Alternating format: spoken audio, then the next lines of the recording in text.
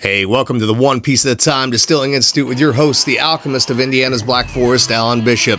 Hey, this channel is all about home distilling and legal distilling. If you've got questions, reach out to us in the comments below, social media, or via bishopshomegrown@gmail.com. And don't forget to check out thealchemistcabinet.com. So check this out, guys.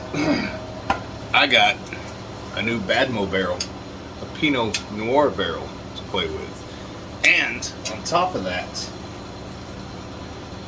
got a little, what we'll call select stock apple brandy, made from primarily all heirloom apples.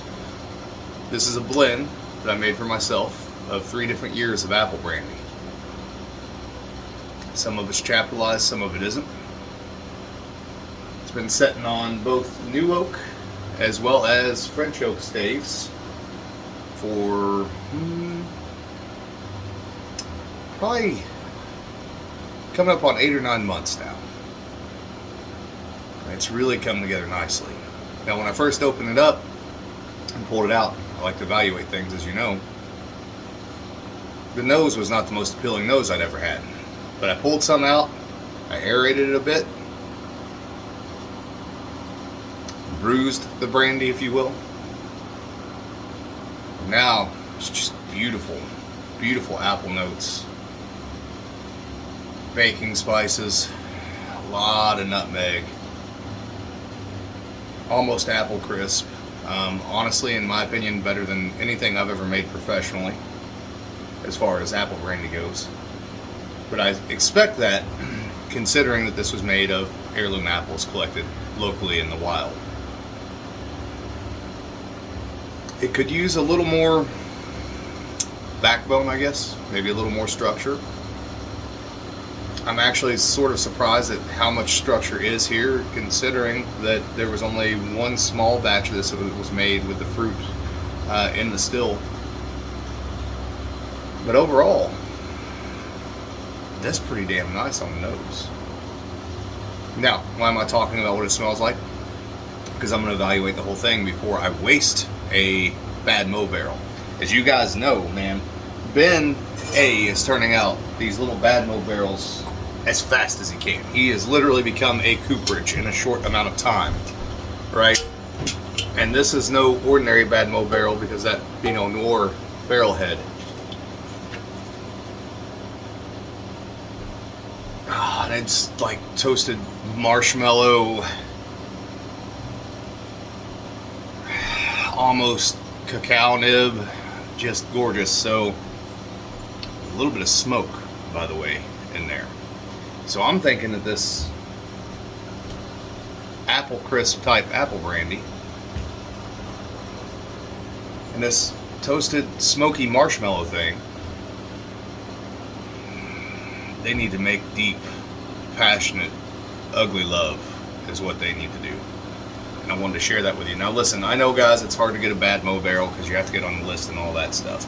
But I'm telling you, get on Ben's list at Badmotivator Barrels. These things are worth it. They do awesome stuff. Like, I had committed myself to not putting anything that I had pre-oaked into one of these barrels up until this point. But this got me so super excited about the apple brandy that I had already pulled out for myself that I can't see a reason not to do it. And I just happen to have just enough to fill this little barrel. So I'm going to fill this little barrel with that apple brandy, and we're going to give it some time. I don't know how long. I'm doing this as almost a finishing barrel. I'm at least going to give it the rest of the summertime, maybe into the fall, maybe even into the winter. But at some point in time on the One Piece at a Time Distilling Institute channel, you're going to see me pull this, and we're going to evaluate what it's doing. This will be the first Badmo barrel that we'll be able to get back into, because the others were all new oak or used bourbon, and they all had products in them that were completely unaged.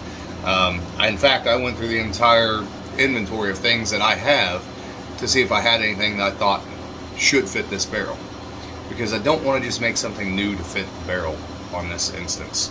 And this barrel will get reused again after the apple brandy's in it, probably for a rye whiskey is what I'm kind of thinking. So anyways, keep an eye on the channel. That's coming. Sorry for the short video, but I got excited. Let's do a little taste of this and see what we got.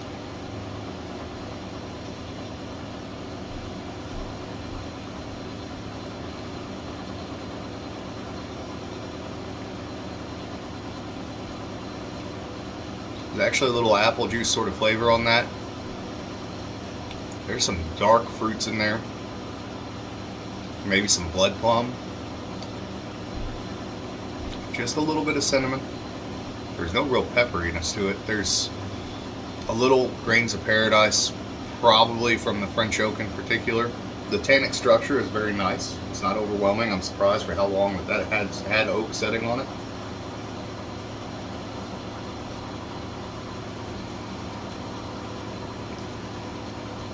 I drink this as it is. It's a little light. It's a little light in body, which I expect, you know, for a home distilled spirit. But there's good stuff going on there. It's going to be even better in the barrel. Now let me tell you something else I get excited about. Anytime I pull anything from the archives, as it were. I may have to go off camera for just a second. I only have one piece of it in here because I pulled all the oak already. And I'd forgotten even that I'd put this in here.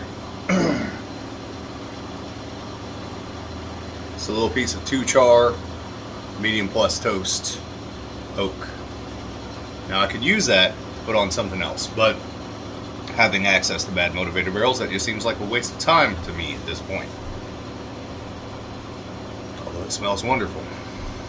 I'll tell you what I would much rather do, and something I've been doing for a little while now, and I'll maybe take you over and show you in a little bit.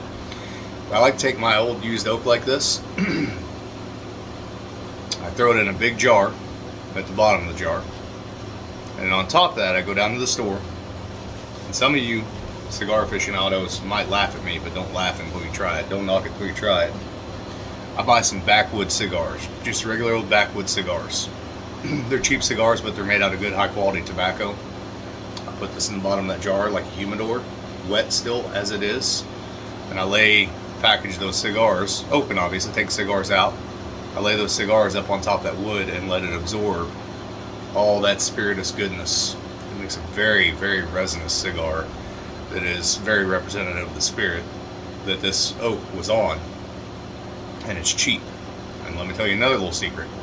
For gifts, for friends and family, etc., especially people who are into cigars, take your backwood cigars and age them on your old oak like that. A couple months, whatever you want to do, right? Whatever you can hold without having problems.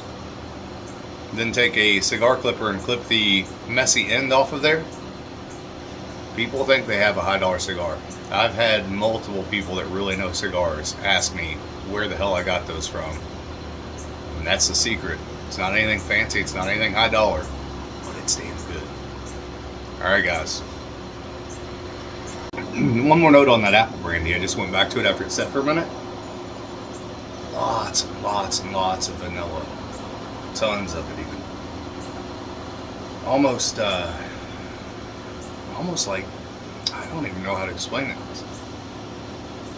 A little bit like Apple Jack cereal, but with a huge vanilla, like ice cream note.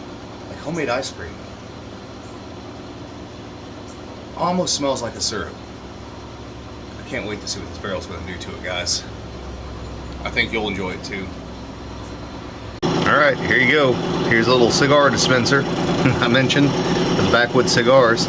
So I already put that little piece of wood in there. I had to add some apple brandy from the last season I ever made any. And this was the wood that was sitting on that. A little bit of French oak that I charred to about a number 2. I'm going to put this in there on the sides. Remember that trick, distillers. There's Christmas gifts.